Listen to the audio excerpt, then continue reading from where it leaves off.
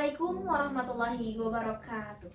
Alhamdulillahirrabbilalamin. Segala puji bagi Allah Subhanahu wa Ta'ala yang telah memberikan kita kesehatan dan kesempatan sehingga kita dapat menyelesaikan tugas ini. Sholawat serta salam senantiasa kita haturkan kepada junjungan kita, yakni Nabi Muhammad SAW, kepada keluarganya, sahabat dan para pengikutnya hingga akhir zaman. Amin ya Allah ya Rabbal Alamin. Pada kesempatan kali ini saya akan memaparkan materi tentang kedudukan dan peran guru dalam pendidikan Islam sebagai bagian dari tugas ulangan akhir semester mata kuliah Ilmu Pendidikan Islam yang dibimbing oleh Bapak Manpan Derajat DRMAG.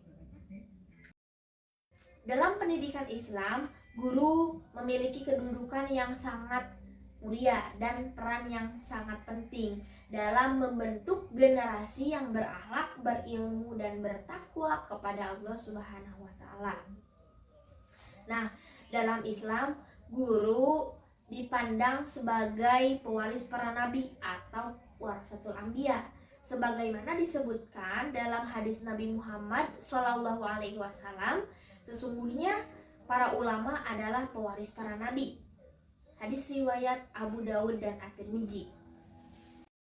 Kedudukan guru dalam Islam sangatlah tinggi karena mereka memiliki peran dalam menyampaikan dan membimbing umat untuk menuju jalan yang benar. Namun, bagaimana seseorang ini bisa memahami ilmunya tanpa ada yang mengajarkannya?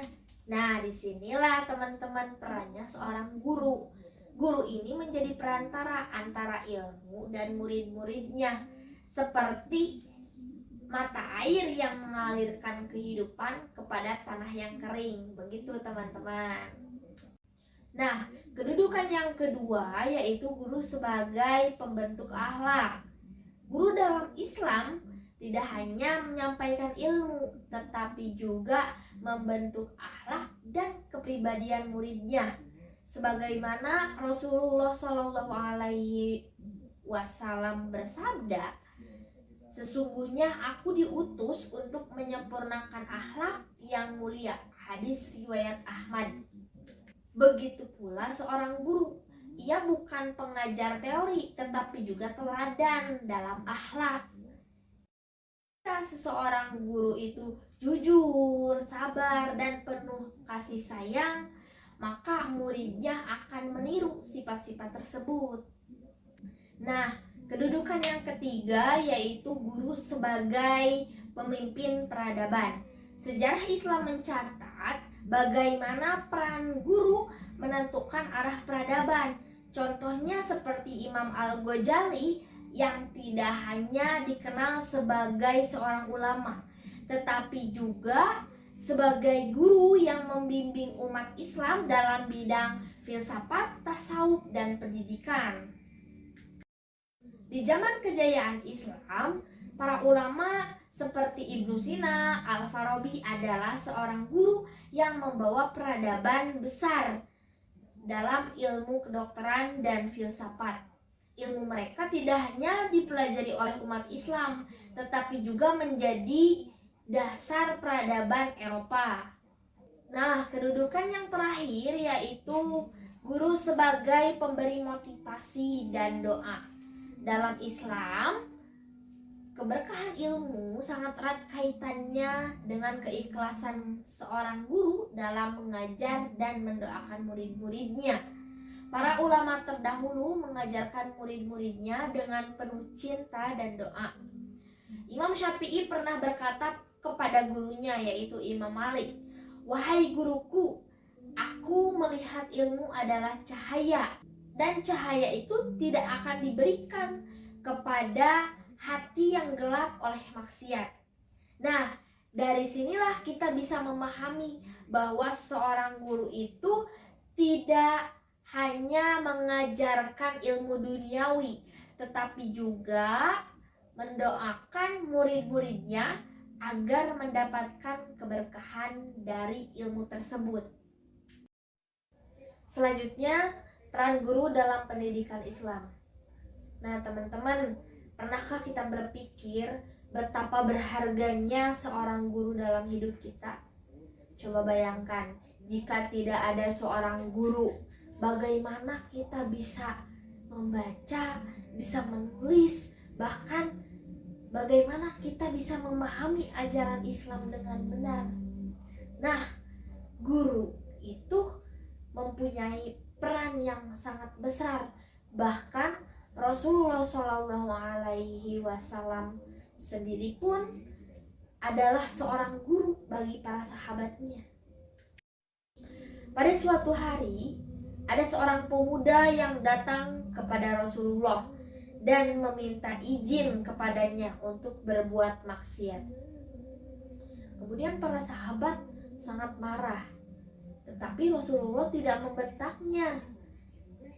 Bahkan Rasulullah bertanya dengan lembutnya kepada pemuda tersebut, "Apakah kau rela jika perbuatan itu dilakukan kepada ibumu atau saudara perempuanmu?"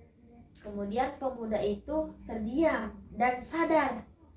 Nah, itulah contoh bagaimana seorang guru tidak hanya mengajarkan ilmu, tetapi juga membimbing akhlak muridnya dengan penuh kebijaksanaan.